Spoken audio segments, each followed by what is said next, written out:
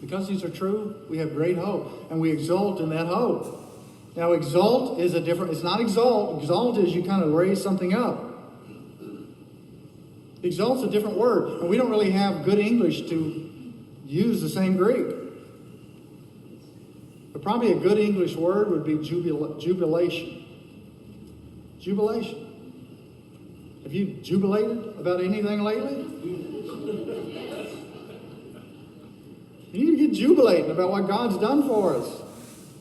You know, there were some missionaries to Alaska, to the Eskimos up in northern Alaska some years ago, and they were trying to translate the Bible into the Eskimo language, and they were having trouble with the word joy because the language didn't have a word for joy.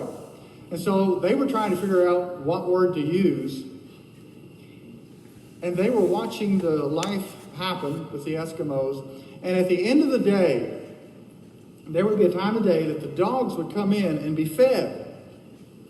And those dogs would yelp and jump up and down, be excited. You know, we've got a dog at home that's my son's dog. I go out to eat breakfast and study in the morning sometimes. I did that this morning. And I come back, and I don't want to overeat bacon, so I bring the bacon back. And that dog will meet me, and she'll sniff me all over looking for what I got.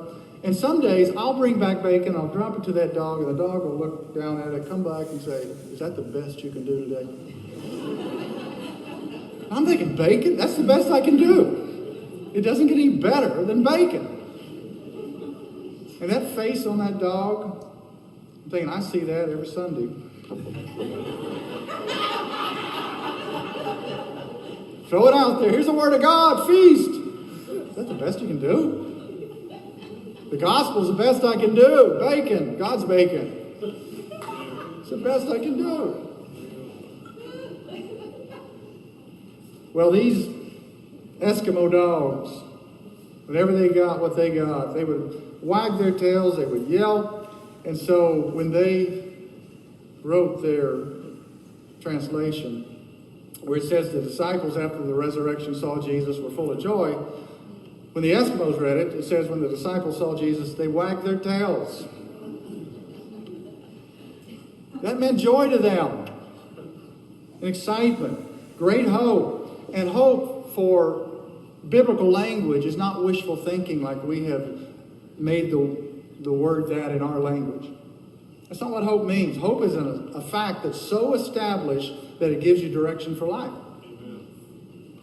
And because it's an established fact, you set your life on that hope, that assurance, that conviction, as Hebrews 11:1 says.